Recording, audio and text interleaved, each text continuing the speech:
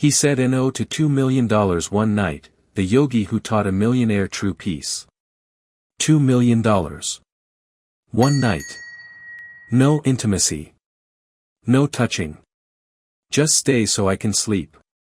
Ethan paused mid-fold, the last white towel still hanging from his hands. He looked up. She stood at the center of the small meditation room, bathed in the soft amber glow of overhead lights. Her voice steady but trembling at the edges. Her dress was silk, charcoal-colored, without a single wrinkle. Her posture was immaculate, her eyes ice and fire, didn't blink. Silence. That kind of silence that wraps around your ribs and holds you still. Ethan replied slowly, each word slicing clean through the tension. I'm sorry. I don't sell my presence. Not for any price. The woman didn't flinch. No anger, no embarrassment. Just a pause, like someone hearing a foreign language for the first time. He didn't know who she was, didn't recognize Isabella Thorne, CEO of Thorne Enterprises, a woman who closed billion-dollar deals without breaking stride, who once made a sitting senator resign with a two-sentence email. She tilted her head, her voice casual as a cocktail stir. Do you know who I am? Ethan shrugged. I assume a client. You're not curious. Curiosity doesn't pay rent. She let out a breath that sounded almost like a laugh, not of humor but disbelief. $2 million is a lot of money for someone like you. Ethan nodded. It is. He looked at her without resentment, without apology. But I need my daughter to learn what kind of man her father is more than I need another zero in my bank account. The room thickened with a silence that wasn't empty but full of things unsaid, full of weight. She scanned the room, plain beige walls and old wooden cabinet, eucalyptus steam rising from a modest diffuser. Everything here was real, no luxury, no polish, no performance. You think I made that offer because I'm desperate for a man? She asked, a razor-thin smile playing at her lips. No, Ethan replied, still folding the towel. I think you're desperate for rest. And for someone you don't have to pretend in front of. For a moment she said nothing. Then finally, you're interesting. He walked over and opened the door, voice soft but firm. I'm not taking your money. But if you really need a quiet night, the lounge out front's open till 11 o'clock. Sofa's free. She stayed still, like a queen trying to decide whether to descend the throne. No car? He asked as she glanced down at her phone. I'll stay. He nodded, unfazed, then closed the door behind her like nothing had happened. 15 minutes later, Ethan emerged from the back office. She was still there, sitting with perfect posture, hands folded, eyes fixed on the empty parking lot beyond the glass window. No phone, no laptop, no makeup touch-ups. Just stillness. As he passed, her voice stopped him. What kind of woman do you think I am? He turned toward her. I don't think anything. He paused, then added, it only takes 5 seconds to label someone, but it takes a lifetime to realize you were wrong. She let out a brittle chuckle. I've spent 15 years convincing the world I'm not fragile, and I still can't sleep through a single night. Ethan didn't ask why, didn't press. Then I understand why you'd offer $2 million for peace, he said simply. You mocking me? No, he said. I mean that. He paused at the reception counter, hands resting calmly. Just some of the things we need most can't be bought. She turned her face toward him, eyes searching, and for the first time in years, Isabella Thorne felt something inside her drop. Not from fear or shame, but from recognition. This man wasn't afraid of her. Near midnight, Ethan came out for one last round of closing duties. She was still there, lying relaxed on the mat in the corner of the room, fast asleep. Her head tilted slightly, one arm wrapped loosely across her waist. The light from the street lamp painting soft shadows across her face. She looked less like a tycoon and more like a child lost in a world far too loud. He fetched a thin blanket from the supply closet and gently draped it over her shoulders. As he pulled away, her eyes opened. "Do you think I'm a terrible person?" Her voice was so soft it barely reached him. He sat down across from her, not too close. "I think you're searching for something you lost. And sometimes, when people don't know how to ask for help, they offer what they have, money." She studied him for a long time. "If I had no money, would you have stayed?" "If you had no money," Ethan said, "maybe we would have talked as two people, not as a buyer and a price tag." Isabella turned away, but something broke loose in her expression. Something tender, something unguarded. A smile, barely there, but real. That night she slept soundly, not because of the quiet or the mat, but because for the first time in over a decade, someone had stayed and asked for nothing. The news hit Isabella Thorne the way silence hits a crowded ballroom, sudden, jarring, and unforgettable. He said no. No one had said no to her in years. Not bankers. Not senators.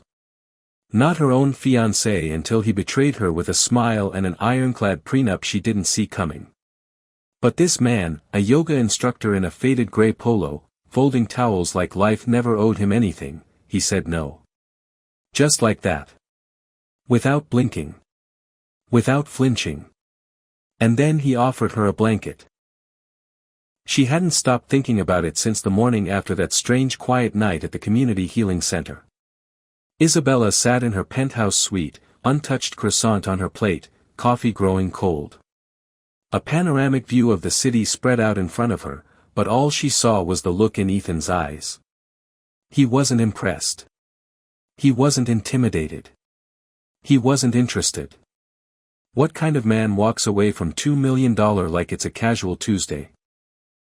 Miss Thorne, Chloe, her assistant, poked her head into the dining area. "Your 11 o'clock with the Tokyo delegation is waiting in conference room B." Isabella blinked. "Tell Harold to start without me. I'll join later." "But they requested." "I said later, Chloe." As the door clicked shut, Isabella opened her phone, typed in Tranquil Mind Studio. Her finger hovered over the number, then stopped. No. That would be obvious. She needed a reason. A real one. 10 minutes later, she was in the back seat of her luxury electric vehicle, sunglasses on, voice clipped. "Take me to Tranquil Hands. No media. No security. I don't want anyone to know." The driver hesitated. "Ma'am, are you sure that part of town isn't?" "I'm not asking for your opinion." "Yes, ma'am." Ethan was folding fresh sheets when he heard the door chime. He didn't look up right away. He didn't need to. There was something about her presence. It was the kind that didn't ask permission to take up space. It simply was. "Good afternoon," he said, calm and neutral, still not looking. "Same service as last time?" "No," her voice was low, deliberate. "Today I just want to talk." Now he looked up. She wore a soft cream blouse tucked into dark jeans, her hair down this time. Less CEO, more human. But the steel in her eyes remained. "I don't talk during sessions," he replied. "I don't want a session." There was a pause, thick and still. Then Ethan motioned toward the small chairs near the window. He sat across from her, arms relaxed, eyes quiet. Isabella folded her hands in her lap, like she was on trial. "I don't do this," she began. "Offer strangers money. Talk to people I don't understand." She met his gaze. "You didn't take the money." "No." "Why?" "I told you, no. You gave me a principle. I'm asking for the reason." Ethan leaned back slightly, studying her. "Because I know what it feels like to be bought. And I made a vow after everything that I wouldn't let my daughter watch me become that version of myself again." Isabella was quiet for a long moment. Then she said softly, "My father used to say money isn't love, but it'll make people act like it is. That's not love, Ethan said. That's performance. She almost smiled. Almost. Maybe I've been performing so long I forgot who I was off stage. Ethan looked at her, not just at her face, but through her. There's still someone real in there, he said. She's just scared of being seen without the armor. Isabella exhaled, the kind of breath that's been waiting to escape for years. Do you think people like me deserve peace? Ethan didn't hesitate. I think everyone does. The question is, what are you willing to give up to find it? She nodded slowly, processing. You think I'm broken? No, he said. I think you've been cracked open. And maybe that's the beginning of something better. The room went quiet again, but this time it wasn't awkward. It was still, present. Then Isabella stood. Do you believe in second chances, Ethan? I believe in people who earn them. She held his gaze. Dinner. Just dinner. No offers. No expectations. Just real. Ethan didn't answer immediately. He looked down at the folded sheets in his hands, then back at her. I'm not your project. I know. And I'm not an escape from your world. You're not. Then why? Because, she said, voice steady but soft, you're the first person who's made me feel like I don't have to buy my worth. Ethan blinked once, then twice. He set the sheets down. Tomorrow. 6 o'clock, somewhere with decent pie. Isabella smiled, a real one this time. You like pie? I like things that remind me of who I used to be. Before the noise. She turned to leave, but paused at the door. Ethan. He looked up. Thank you for saying no. He tilted his head. Most people aren't grateful when I do. I'm not most people, she smirked. I'm starting to see that. She walked out without another word, and for the first time since her world had cracked beneath her feet, Isabella Thorne didn't feel like she was falling. She felt like she might be landing. If you're enjoying this story of unexpected connections, hit that like button and subscribe for more heartwarming tales. The bell above the studio door chimed, delicate as wind chimes on a quiet porch. Ethan looked up from the front desk, expecting another early client. It wasn't. It was her again. Isabella Thorne stood in the doorway like she owned the light around her. Hair in a loose twist, dark jeans, white button-down, sunglasses pushed up onto her head. This time, she wasn't alone. A small girl, maybe 7, peeked out from behind her, holding a plush toy in one arm and Isabella's hand in the other. Ethan's brows lifted. His voice was calm but curious. You brought backup. Isabella glanced down at the girl and gave a small smile. This is Lily. She's not mine, she added quickly. Sophia, Ethan's friend, had an emergency. I offered to watch her for the afternoon. Ethan chuckled softly. Sophia trusts you with her kid? She trusts that I don't talk much and always have snacks. Lily stepped forward, eyes wide and searching. She wore pink sneakers and a t-shirt with a hand-drawn rocket on it. She studied Ethan like he was both new and familiar. You're the man who didn't take the money, she said plainly. Ethan blinked. Excuse me? Isabella froze. Lily, it's okay. The girl shrugged. I heard Aunt Sophia talking. She said you were brave. That most grown-ups forget how to be. Ethan looked at Isabella. She looked away. Lily continued, undeterred. Are you really a superhero?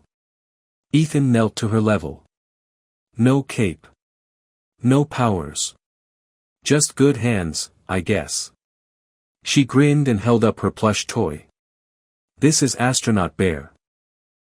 He likes people who tell the truth. Then I'm honored, Ethan replied, gently shaking the bear's fuzzy paw. Isabella watched the exchange silently. There was something in the way Ethan spoke to Lily, not the patronizing tone adults often used, but real conversation, real warmth. No rush, no hidden agenda. It made her chest ache. "I'll just wait in the corner," she said, taking a seat near the window. "I don't want to interrupt." "You're not," Ethan replied. "In fact, you might like this." 10 minutes later, Lily was sprawled on a yoga mat in the back room while Ethan demonstrated basic stretches. Isabella sipped from a paper cup, watching them from a distance. She should have been checking emails, responding to board messages, scanning stock updates. But she didn't. Instead, she watched a man who had once turned down her fortune make a 7-year-old laugh with nothing more than a stretch and a silly sound effect. "Hey, Ethan," Lily asked, mid-giggle, "why don't you work at a big company if you're so smart?" Isabella straightened slightly in her seat. Ethan paused, then smiled. "Because I like seeing the sky when I leave work. And because sometimes peace is worth more than prestige." Lily tilted her head. "What's prestige?" "Fancy way of saying other people think you're important." "But you are important. Astronaut Bear says so." Ethan laughed softly. "He sounds wise." Isabella's voice surprised even herself. "He is." Ethan turned, eyes meeting hers. It was the first real quiet moment between them since their conversation 2 days ago, the first where it didn't feel like a test. "You're good with her," Isabella said. "Kids don't play games. They ask what they mean. Say what they feel. There's honesty in that. You think grown-ups lose that?" "I think most trade it for titles and caution, for armor." She nodded slowly, glancing at Lily. "I used to know that kind of honesty. Before things got expensive." Ethan looked at her. "Then maybe it's time to renegotiate." Isabella let out a breath. "You talk like someone who used to live a very different life." "I did." He didn't elaborate. She didn't push. Later, while Lily colored quietly on the floor, Isabella approached the reception desk. "Why do you do this, Ethan? Why this life?" He thought for a moment. "Because it doesn't lie to me. When I put pressure on someone's back, I feel their truth. I feel the weight they carry, where it lives. And sometimes, I can help lift it. That's honest work. I didn't always do honest work." She leaned in, voice quieter. "Tell me something honestly. If I hadn't been who I am, would you have treated me differently?" Ethan met her gaze. "No. But you would have treated yourself differently." That stopped her. "Meaning?" "Sometimes the richest people are the loneliest because they start to believe the money is them. And when someone looks past the wealth, it scares them." Isabella's throat tightened. "And you looked past it." He smiled gently.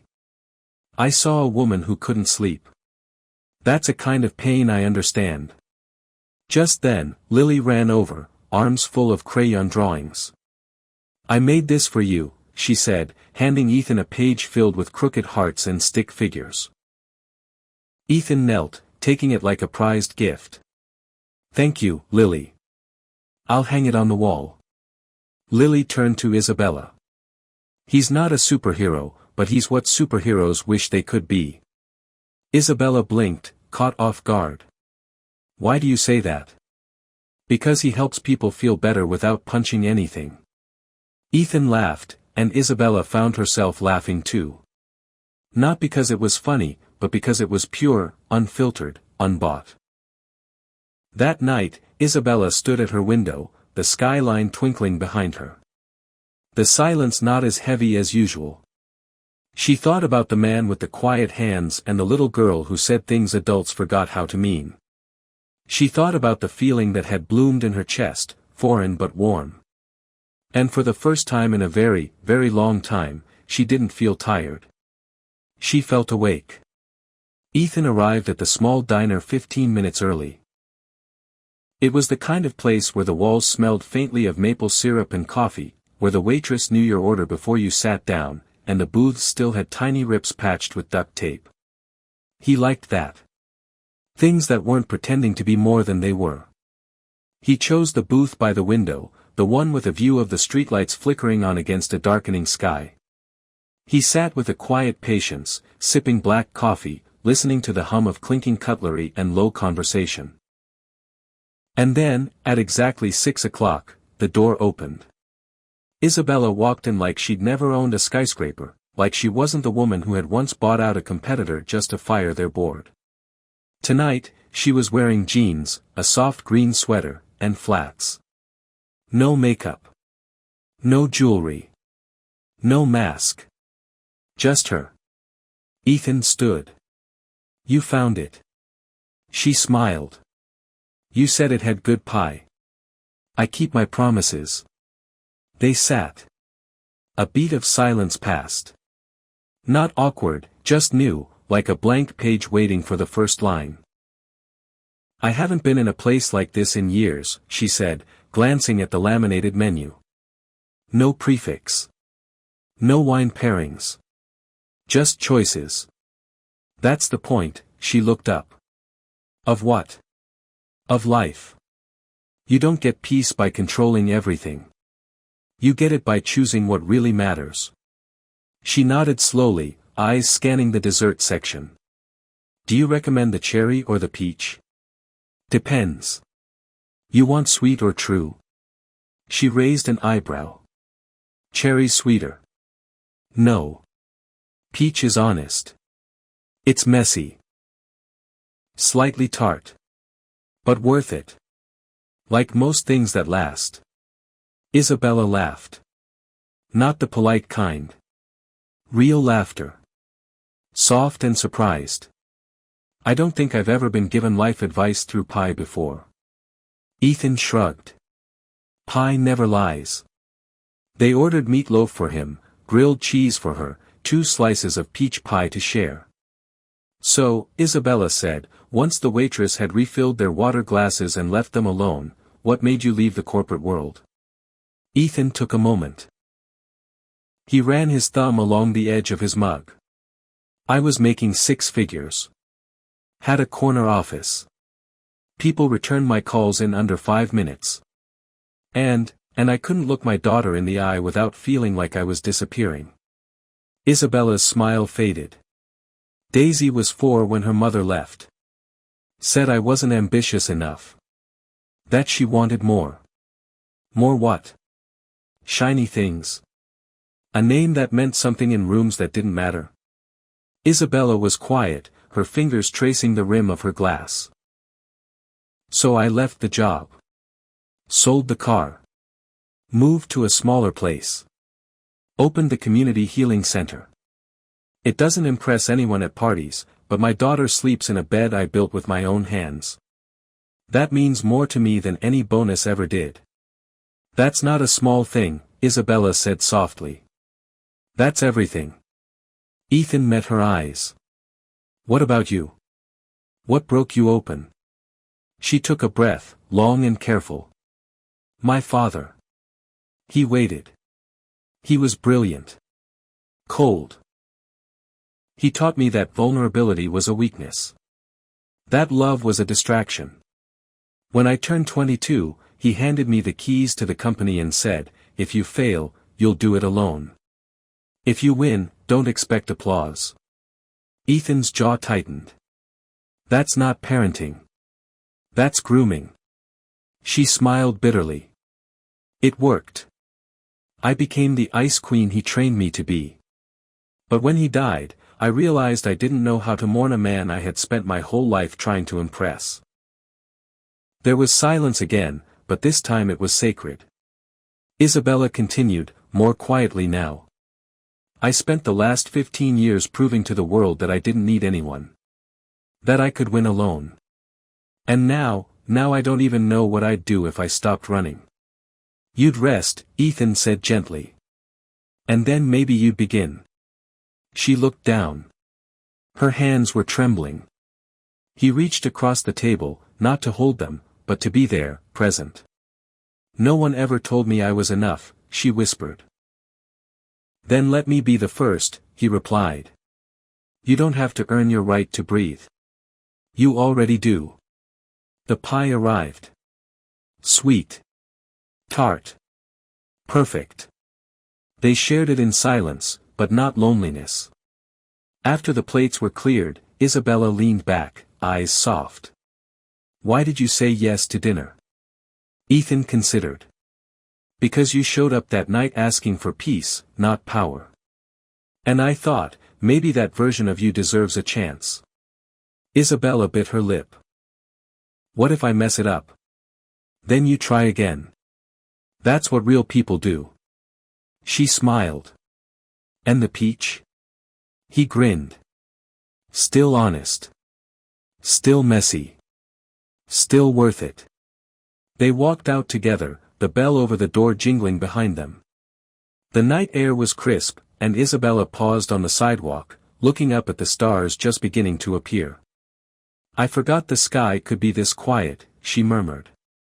Ethan looked at her. Not the millionaire. Not the CEO. Not the woman with a guarded voice and a ledger full of wins. But the person underneath it all. It's been here the whole time, he said. You just had to stop running long enough to notice. And as they stood there side by side beneath a sky that asked for nothing, Isabella Thorne realized something she hadn't felt in years: she didn't want the night to end.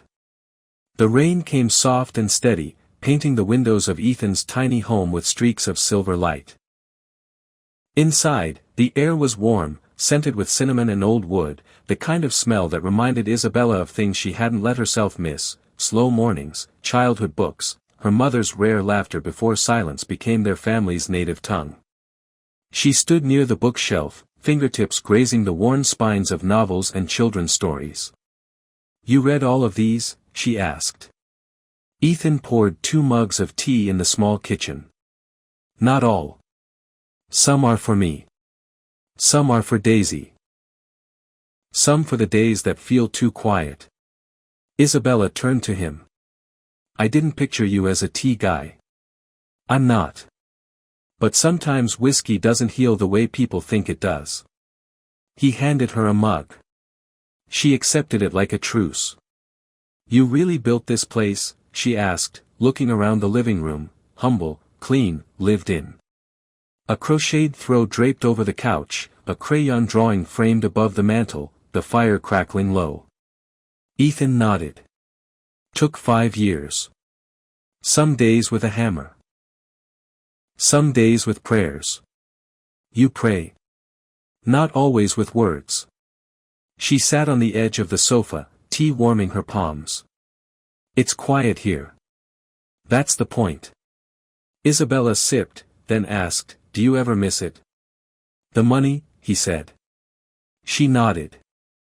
I miss not having to think about groceries. I miss knowing I could fix anything with a wire transfer. But I don't miss what it cost me. Isabella tilted her head. What did it cost? Ethan looked at her. Really looked. My reflection. She stilled. That's the line, isn't it? She said softly. The one no one warns you about. The moment when you stopped recognizing the person success made you become. He didn't answer. He didn't have to. A soft knock echoed from down the hall, then a small voice. Dad? Ethan smiled. Come on out, baby. The door creaked open, and Daisy emerged in her pajamas, barefoot, curls tousled, rubbing one eye. I had a weird dream, she mumbled, clutching her bunny. Isabella's expression softened instantly. What kind of dream? Daisy blinked at her. You were there. Isabella blinked. Me? Daisy nodded solemnly. We were on a boat. You had a sword. You saved Dad from a big sea monster. Ethan chuckled. I always knew you had a hero in you. Isabella smiled at Daisy. That's a very brave dream. Daisy padded over and climbed into her father's lap without hesitation. Ethan held her instinctively, like it was the most natural thing in the world. "Are you staying here now?" Daisy asked Isabella, her tone sleepy and innocent. The room held its breath. "I'm just visiting," Isabella said gently. "But maybe I'll visit again, if that's okay with you." Daisy nodded. "Okay. But next time, bring your sword." "I'll remember that." Ethan kissed the top of his daughter's head. "Want me to walk you back to bed?" Lily shook her head, yawning.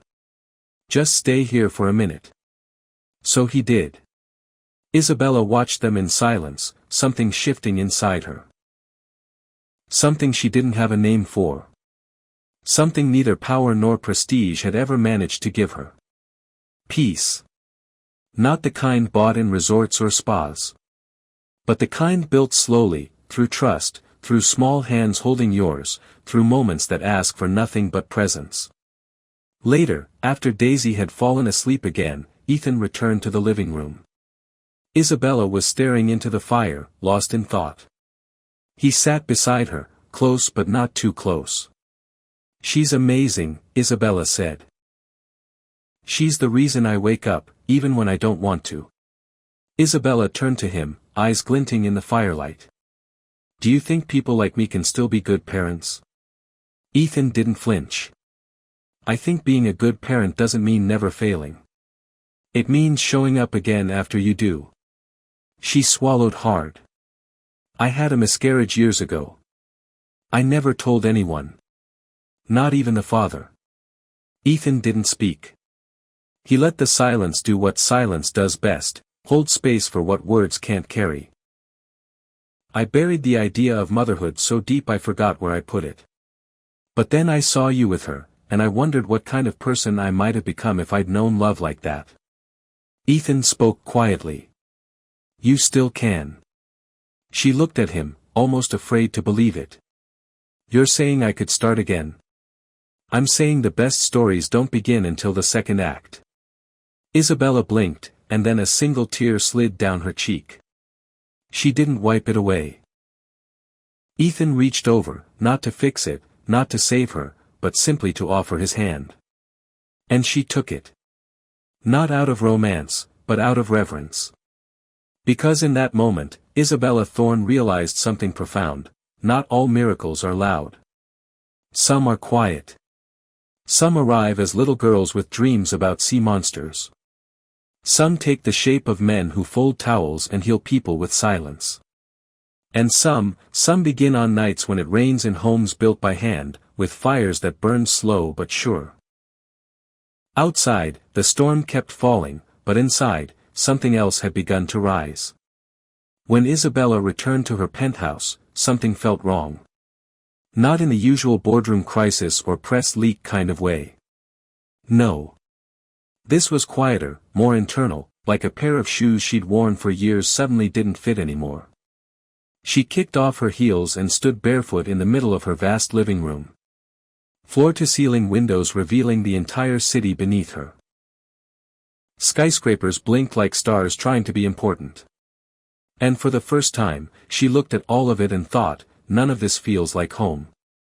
Her phone buzzed. Unknown number.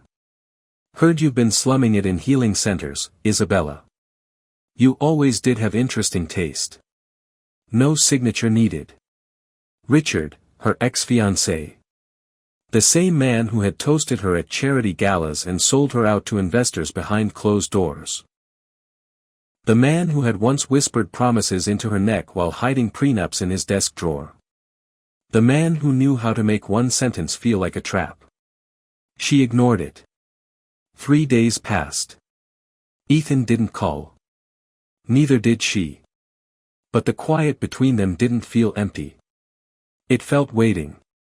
Then, on the 4th day, Isabella stood outside the studio again. She didn't plan it. Her driver had taken a wrong turn, and suddenly there it was. The little blue door, the faded sign, the scent of eucalyptus wafting out like an old friend. She stepped inside. The woman at the front desk smiled politely. "Can I help?" "Tell Ethan I'm here." The woman blinked. He's with a client at the moment. I'll wait. 20 minutes later, Ethan appeared. Towel around his shoulders, hands slightly damp. He froze when he saw her. You came back, he said, voice unreadable. I didn't realize you had security clearance on who's allowed through the door, she said, a little sharper than intended. Ethan studied her. What's wrong? She opened her mouth, closed it, then said simply, I think I forgot who I am. He motioned toward the small consultation room. Come sit. They walked in. No candles. No spa music. Just 2 chairs, a desk, and the weight of unsaid things. She sat. I got a text from Richard. Ethan didn't react. He knows about you. Or at least that I've been coming here. Still silence. He's planning something. I can feel it. And what do you want me to do about it? Ethan asked gently but directly. Isabella blinked. I don't know. God, I don't even know why I came here. Yes, you do, she stared at him. You came here because for once, someone saw you without the headlines, without the armor. And you didn't want to lose that. Her voice dropped. But I don't know how to keep it. Ethan leaned forward. Start by telling the truth. She hesitated. Then she exhaled, slow, fragile. I built this life from ashes. I watched men who called themselves mentors try to sabotage me. I dated men who loved my name more than my soul. I walked into rooms where no one expected me to speak, so I learned to speak louder than anyone else. I became unbreakable. She paused, looked up at him. And then you looked at me like I didn't have to be. Ethan didn't blink. You don't. But what if I forget again? She whispered. What if one day I wake up and the version of me you're starting to care about is gone? Then I'll remind you, he said. As many times as it takes. The words settled between them like a promise wrapped in stillness. Then suddenly, her phone buzzed again. Another message, this time with a photo. Isabella's breath caught. It was her standing outside Ethan's studio. And the caption, what would your board say if they knew the Queen of Acquisitions is being healed by the help? Her stomach twisted. Ethan saw her face pale. What is it? She showed him. He read it once, then again. Finally, he said, do you want to leave before this gets ugly? She didn't answer. Instead, she stood, paced the small room like a lioness in silk, then turned sharply. No, she said. No, I'm not running. Ethan raised an eyebrow. That's not the Isabella the first met. No, it's not. It's the one I used to be. But this time, I'm staying. And not for some media stunt. Not to protect my image. I'm staying because I'm tired of living a life I have to keep explaining. Ethan smiled, slow and quiet. Now that sounds like the real you. She nodded once, then asked, so what do we do? Ethan shrugged. I make dinner. You help. She blinked. That's it? That's everything. That night, in Ethan's kitchen, Isabella chopped onions while he seasoned chicken and boiled pasta. There was no music playing. Just the soft rhythm of domestic peace. I haven't cooked with someone since college, she said, eyes watering from the onions. Good, he replied. You're long overdue. You sure about this? Being involved with me could get complicated. Ethan looked at her, serious. Peace isn't about avoiding complications. It's about knowing what's worth the mess. She looked down. And I'm worth it? He didn't answer. Instead, he reached over, gently wiped a tear from the corner of her eye, and said, you were always worth it. You just forgot. And as the sauce simmered and laughter found its way into the corners of that small kitchen, Isabella felt something loosen in her chest. Not because the threat was gone, but because for the first time, she didn't feel alone in facing it. The first knock came just after midnight. Ethan had just finished washing the last dish when it echoed through the hallway. Firm. Deliberate. Too measured to be anything casual. He dried his hands with the towel slung over his shoulder, glanced toward the door, then back toward Isabella, who was still sitting at the kitchen table, barefoot and wrapped in the comfort of quiet. Her posture stiffened. "Expecting someone?" he asked. "No," she said, already rising, "but I think I know who it is." Ethan walked slowly toward the door, placing his body slightly in front of hers out of instinct. He opened it. Richard stood in the frame, rain dotting his coat, hair slicked back too perfectly for a man caught in a storm. He smiled, but it was the kind of smile that made Ethan's gut tighten. "Well," Richard said, "so this is where the Queen has been hiding." Isabella stepped forward, her voice was calm, clipped like a scalpel. "What are you doing here?" "I came to talk," Richard said, eyes flicking toward Ethan, "but I see you're busy." Ethan didn't flinch. "You're on private property." Richard smiled again. "Relax, man. I'm not here to fight. Just here to deliver a little reality check." Isabella folded her arms. "Then deliver it and go." Richard stepped in, ignoring Ethan's subtle move to block him. He walked slowly around the living room like a guest browse a gallery. "You know, Isabella, for someone who used to dominate mergers and acquisitions, you've become quite the cliché. Falling for the help.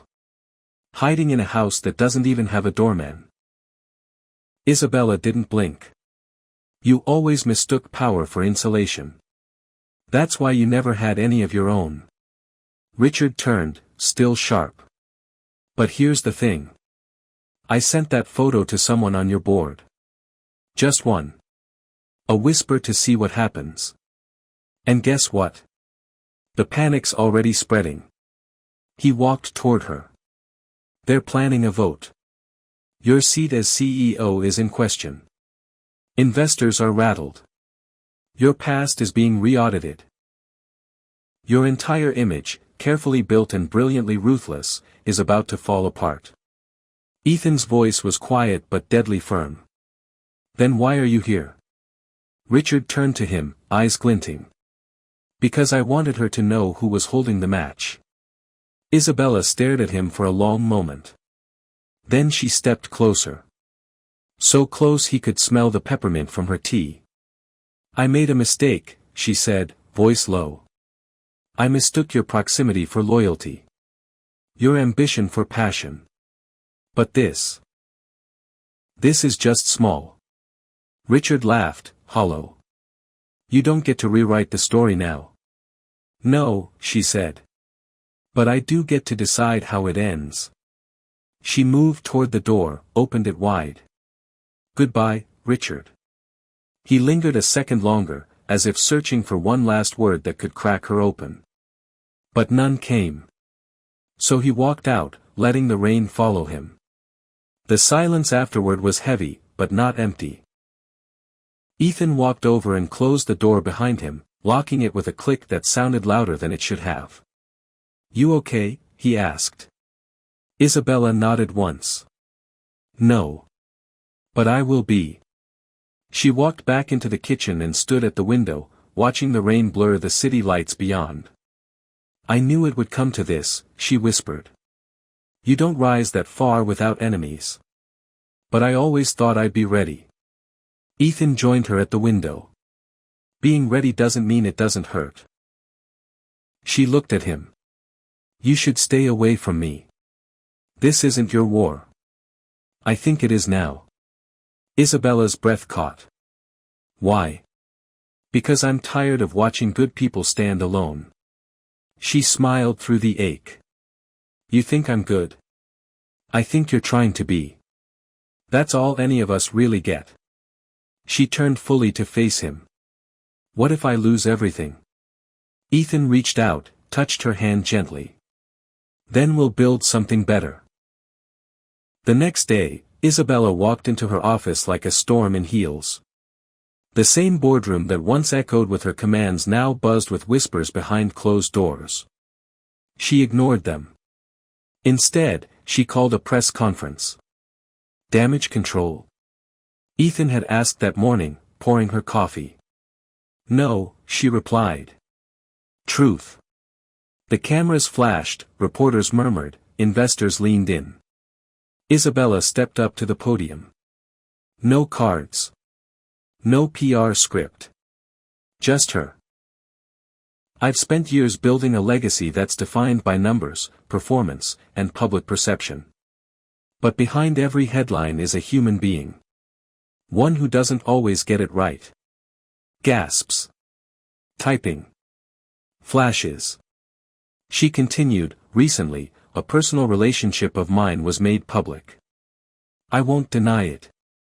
I won't hide it. Because for the first time in a long time, I found something more valuable than control. She looked directly at the camera. I found peace. Silence. She held it. I'm not stepping down. I'm not stepping back. And if anyone believes that my personal life is a liability, then perhaps it's time we redefine what strength looks like in leadership. She stepped away from the podium to stunned quiet. And then a single clap. Then another. And another. Until the room roared. That night, back at Ethan's, she found him reading a bedtime story to Daisy. She fell asleep. Isabella asked softly from the doorway. Ethan nodded. Out like a light. He stood. How was the speech? She smiled. I said what I meant. Then you won. She looked around the room, then back at him. You were right. Peace doesn't mean nothing happens. It means knowing what's worth fighting for. Ethan stepped closer. And I want to fight for this. For us. For the version of me that only exists when I'm with you. He didn't say anything. Instead, he pulled her into his arms. And for the first time in years, Isabella Thorne let herself be held. Not as a CEO, but as a woman finally coming home. Isabella stood at the edge of the ballroom, her gown shimmering like liquid shadow under the crystal chandeliers. All around her, the city's elite danced, drank, and laughed, clinking glasses as if money could drown out silence. She didn't belong here anymore. And that realization, once terrifying, now tasted like freedom. Nervous? Ethan's voice came from behind her, warm and grounding. She turned, catching his reflection in the mirror-lined wall beside her. He looked sharp, timeless even, black suit, no tie, hands in his pockets, like he was always ready to fight or forgive, depending on what the moment called for. Not nervous, she said. Just aware. Aware of what? That I used to think these rooms meant something. That if I could own them, I'd be safe. But now all I see are people hiding behind champagne and expensive shoes. Ethan stepped beside her. It's easy to confuse applause with acceptance. She smiled faintly. Especially when applause is all you've ever chased. A man in a sleek gray suit approached them. Mr. Davis, board member, lifelong loyalist to Richard. Ms. Thorne, he said smoothly. Or should I say, Ms. Rebrand? Isabella didn't blink. Good evening, Mr. Davis. He smiled with his teeth. I saw your speech. Very compelling. A bit sentimental for a woman who once called emotion stock volatility. People change, she replied. Even CEOs. Mr. Davis's smirk faded. Don't get too comfortable. There are whispers that your little, healing center romance, is affecting the company's valuation. Ethan stepped forward, voice calm but unshakable. Maybe the valuation needs to reflect more than market perception. Maybe it should reflect leadership with a soul. Mr. Davis scoffed. I'm sorry, and you are. Someone who doesn't need a name tag to know who he is. Mr. Davis's jaw tightened, but he turned and walked away without another word. Isabella let out a slow breath. You didn't have to do that. Yes, I did, Ethan said. Because sometimes the only way to protect what's real is to stare down what isn't. The evening unfolded in trite, shallow pleasantries, veiled critiques, masked envy. Isabella moved through the crowd with practiced grace, but her heart wasn't in the performance. Not anymore. Later, she found herself outside on the rooftop terrace, alone under the stars. The city stretched endlessly before her, lights blinking like tired eyes refusing to sleep. Ethan joined her, handing her a glass of water. You've been out here a while. I needed air. You needed truth. She turned to him. I keep thinking about my mother. He waited. She used to come to these events with my father. Always wore blue. Always stood behind him, 2 steps to the left. Perfect posture. Perfect silence. She never spoke unless spoken to. Ethan nodded. That's how your father preferred it. No, she said. That's how she survived. He touched her hand. And how did you? I chose the opposite. I spoke louder. Stood taller. I made men uncomfortable on purpose. I became the kind of woman my mother never had the freedom to be. Ethan's voice was low. And now I'm learning that strength doesn't mean never needing anyone. It means knowing who's worth needing. There was a beat of quiet before Ethan said, You're not your father. You're not your past. You're the one choosing what the next chapter looks like. And what if I don't know how to write it? He turned to face her fully. Then we write it together. Suddenly her phone vibrated in her clutch. She frowned. It's Richard. Don't answer. I won't. But he sent a file. Ethan watched as she opened the document. Her eyes scanned line by line until her entire face went still. She handed the phone to him. He's trying to leak financial records. Claims I paid off multiple settlements tied to toxic work culture. All forged. All built to look real. Ethan read it. This could ruin you. She nodded. It's not true, but it's plausible enough to create noise. Why now? Because I didn't play his game. Because I dared to live outside the rules he thought I was bound to. Ethan met her eyes. Then let's make our own rules. That night, back at Ethan's house, Isabella paced the small living room while Daisy slept in the other room, oblivious to the storm outside the walls. He wants to break me, Isabella said, voice barely above a whisper. He doesn't care about the truth. He just wants the illusion of power back. Ethan sat on the couch, watching her. You said once you used to measure your worth by how many rooms you could own. Maybe it's time to measure it by how many people you can inspire. She stopped pacing. You think I should go public with this? I think you should tell your story before someone else sells the lie. She sat beside him, exhausted. But what if people believe him? Then show them something better to believe in. The next morning, Isabella recorded a video from Ethan's front porch. No makeup. No lighting crew. No publicist. Just her. Just truth. I used to think strength meant never flinching, never folding. But I've learned something in the past few weeks, true strength is transparency. And healing is not weakness. It's rebellion in a world that profits from brokenness. The video went viral within hours.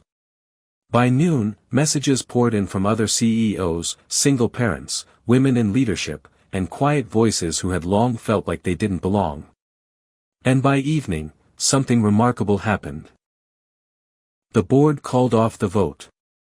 That night, Isabella tucked Daisy into bed while Ethan watched from the doorway. Do you want me to read you a story? Isabella asked. Daisy nodded. The one with the girl who finds her voice. Isabella smiled. That's my favorite too. She began reading softly, her voice steady, and Daisy's eyelids grew heavy. After she closed the book, she sat for a moment in the quiet. Ethan joined her in the hallway. "She asked for that story almost every night," he said. "She knows what it feels like to fight for your voice." Isabella looked at him. "So do I." And in that quiet hallway light, she realized she hadn't just defended her title. She had reclaimed her story. The first snowfall of the season came early. Isabella stood by Ethan's window, watching as flakes drifted like silent prayers onto the pine trees beyond. Daisy had pressed her small hands against the cold glass, her giggles dancing through the room. "It looks like powdered sugar," she said. Ethan chuckled, kneeling beside her. Only if powdered sugar could cover up all the old mistakes. Isabella turned, a soft smile on her lips, but something thoughtful behind her eyes. Later, after Daisy had been tucked in with an extra quilt and 2 bedtime stories, Isabella and Ethan sat on the worn leather couch in quiet companionship. Between them sat a box. Inside it, Isabella's past. She opened the lid, a velvet pouch with a diamond necklace, handwritten letters from her late father. Letters she had never dared to open, and a photo of her and Richard, arms linked, polished smiles hiding 1,000 cracks. She held it for a second, then tore it in half. Ethan didn't speak. He just reached inside the box and pulled out a yellowing newspaper clipping, "Youngest woman to lead Fortune 100 company, Isabella Thorne breaks the ceiling." "I remember this," he said. "You looked unstoppable." "I was. But not unbreakable." Her voice was quiet. "After my father died, I inherited not just his company, but his enemies, his secrets, and this expectation that I had to wear his armor, even if it didn't fit." Ethan looked at her. "So why keep the letters?" "Because I need to know if he ever saw me for who I really was. Not just who he wanted me to be." She opened the first one, her hands trembling. "Isabella, you scare me in the best way. You remind me of your mother, quiet when it matters, fierce when it counts. I wish I'd known how to love you better instead of just preparing you for war." Her breath caught. She kept reading, page after page, his words slowly shifting from distant mentorship to a kind of love she'd never received out loud. And when she finished, she sat in silence, grief and grace braided together in her chest. Ethan spoke gently. "You don't have to carry the whole weight anymore." She looked up, eyes glassy. "I think I don't want to be CEO forever." That stunned him. "Really?" "I want to mentor someone. Build something quieter. Something that doesn't need a spotlight to matter." Ethan leaned back. "What would you do instead?" "I'd start a fund for single parents. Small business owners. People like you who keep the world running without ever making the front page." He smiled, slow and genuine. "You know, that's the first time you've talked about the future without apologizing for it." She blinked. "Is it?" "It is. And I think that means you're healing." A few days later, Isabella invited her board to an informal dinner. Not a power move. Not a press event. Just a table in her home. Home-cooked lasagna and real conversation.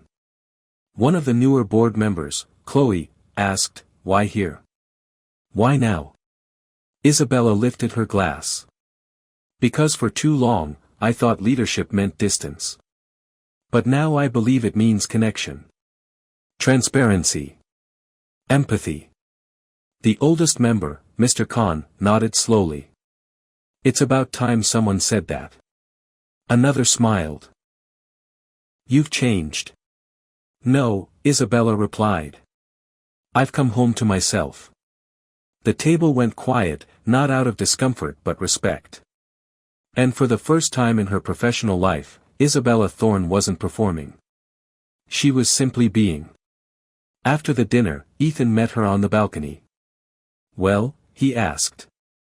"I think they saw me tonight. Not just the brand, but the human. He wrapped his arms around her from behind, resting his chin on her shoulder.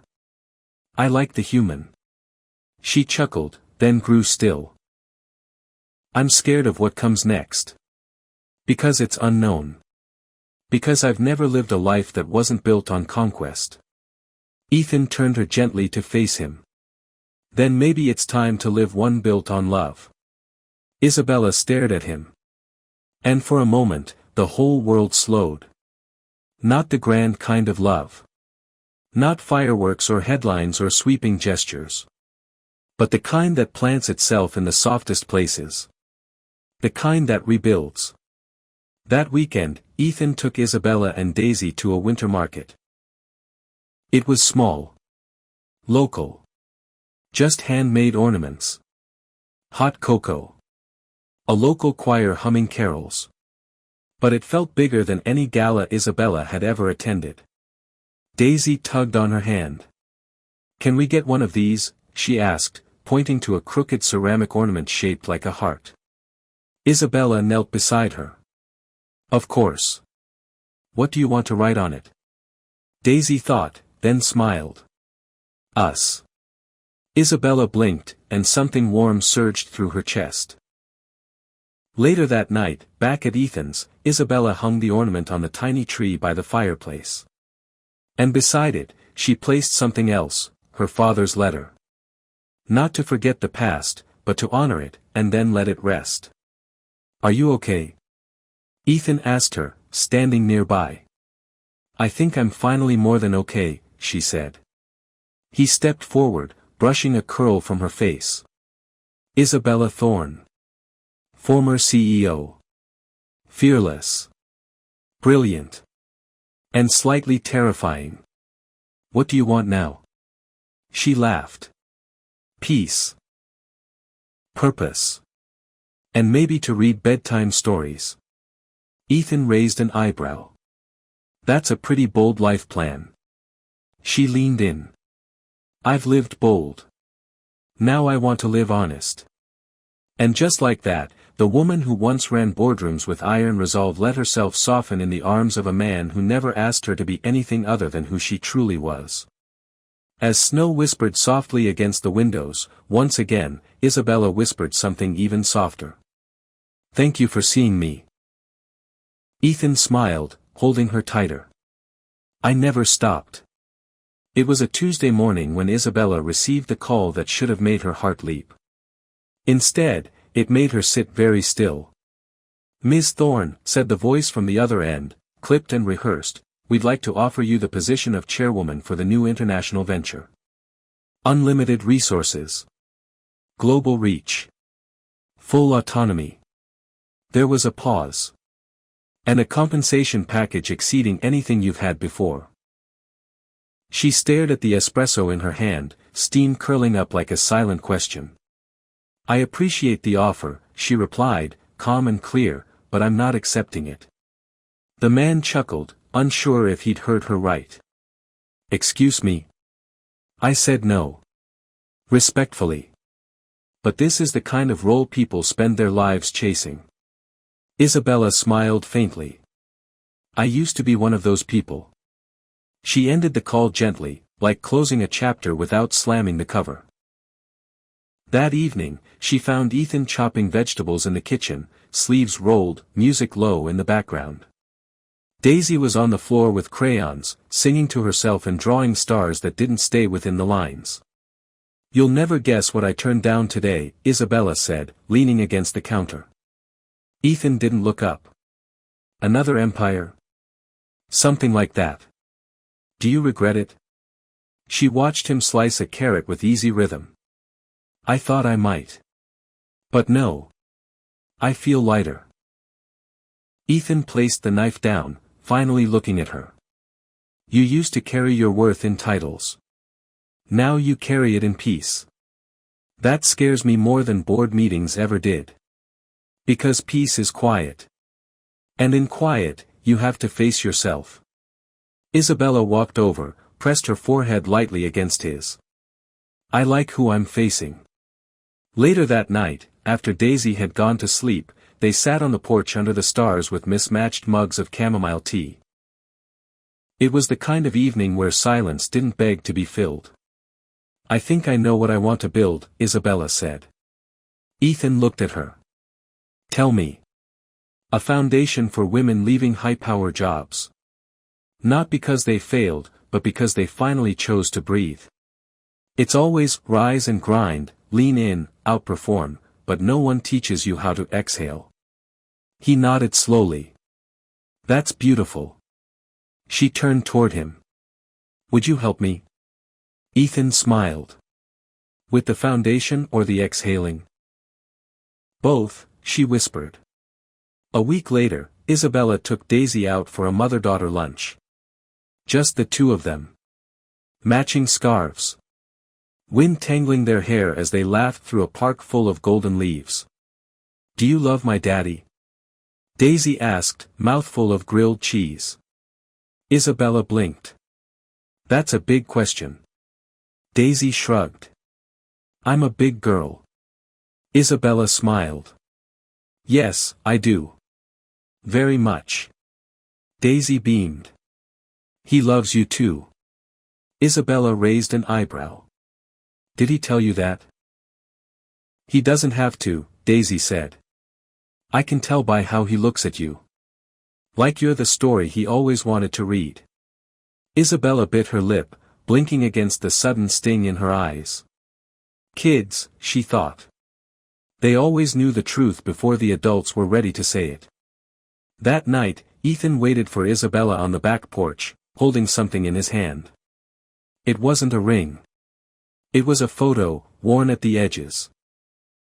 A little girl in a hospital bed, holding a small bear, and beside her, a younger Ethan, sleep-deprived, scared, but smiling. "She was 4 when I took this," he said, voice soft. "The doctor said we might lose her that night. But I sang to her until she fell asleep. I was so afraid I couldn't fix it. That I'd fail her." Isabella stepped closer, eyes on the photo. "You didn't." "No. But I was alone. And I swore to myself if we made it through that storm, I'd never pretend to be invincible again." He looked at her, emotion flickering in his voice.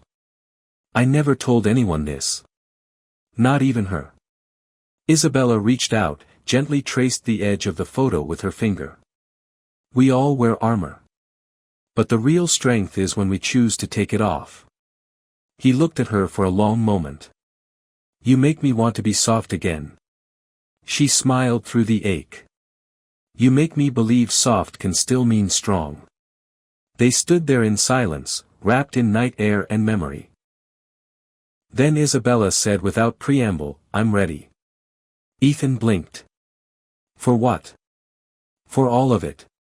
The uncertainty. The mess. The mornings with burnt toast and mismatched socks. The bedtime stories.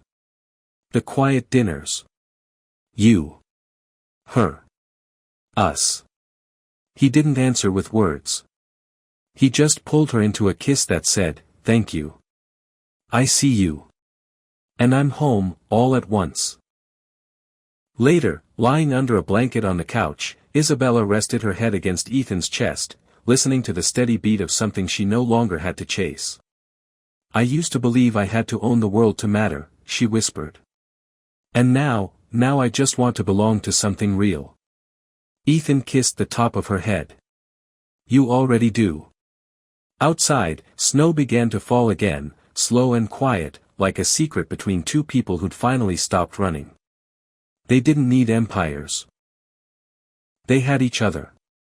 And for the first time in both their lives, that was more than enough. It began with waffles. Not contracts. Not conferences. Not corporate takeovers or headlines. Just waffles. Imperfectly golden, slightly overcooked at the edges, with too much whipped cream and sliced strawberries shaped like hearts. Isabella stood barefoot in Ethan's small kitchen, her silk robe tied loosely, her hair still damp from the morning shower. She had never felt more like herself. Daisy came skipping in, her superhero cape trailing behind her like a comet of joy. "Smells like Saturday," she announced, climbing onto her chair. Ethan behind her kissed the top of her head. Correction, it smells like Isabella's waffles, which means we may need a fire extinguisher nearby. Isabella rolled her eyes. Mock me one more time, and you're getting oatmeal for a month. I love oatmeal, he grinned. Liar. They all laughed together, full and free. After breakfast, Isabella stepped out onto the porch with a mug of black coffee. The sky was a sheet of winter blue stretched tight over pine trees glistening from last night's frost. She wrapped herself tighter in her robe and breathed in the kind of air that reminded her she was no longer racing. Behind her, she could hear Ethan and Daisy debating the merits of marshmallows and hot cocoa. And for the first time in decades, she felt something she never thought she'd know again, stillness. That didn't come from exhaustion, but from enoughness. Later that day, Isabella drove alone to a small brick building in the city. The future home of her foundation. The sign hadn't gone up yet, but the paint still smelled fresh. She walked through the empty space slowly, fingertips brushing along the newly built walls. In her mind, she saw it. Women seated in circles, single dads carrying toddlers while learning to pitch ideas, teen moms with laptops, entrepreneurs who once felt invisible finally being seen. Her assistant, Anna, walked in from the back. Press is asking if you'll do a ribbon cutting, Anna said, clipboard in hand. Only if we let Daisy cut it, Isabella replied with a smile. Anna laughed. You're different, you know. Softer. I'm not softer, Isabella said. I'm just less armored. Same thing. Isabella turned to look out the window at the street. I used to think leadership meant walking alone. Now I know it means building a table and adding chairs. She placed her hand on the center beam of the wall, grounding herself. This place isn't just about helping people start over. It's about helping them start right. That evening, she returned to find the porch wrapped in twinkling lights. Daisy ran to greet her, cheeks pink from the cold, holding something behind her back. What are you hiding? Isabella asked, kneeling down. Daisy pulled out a crumpled piece of paper with a child's drawing, a stick figure family, Ethan, Daisy, and Isabella, all holding hands beneath a lopsided rainbow. I made this at school, she said proudly. We were supposed to draw our family. Isabella stared at the drawing. Something in her chest cracked open. You drew me in the middle, she whispered. Yeah, Daisy said, because you're the one who holds us together. That night, after Daisy was asleep, Isabella stood at the edge of Ethan's small backyard, wrapped in his coat. Snowflakes began to fall gently, silent as blessings. Ethan stepped up behind her, arms wrapping around her waist. I bought a ring today, he said softly. She turned slowly, startled. I didn't get down on one knee, he added, because I don't want to propose at you. I want to grow with you. So when you're ready. Not for a performance.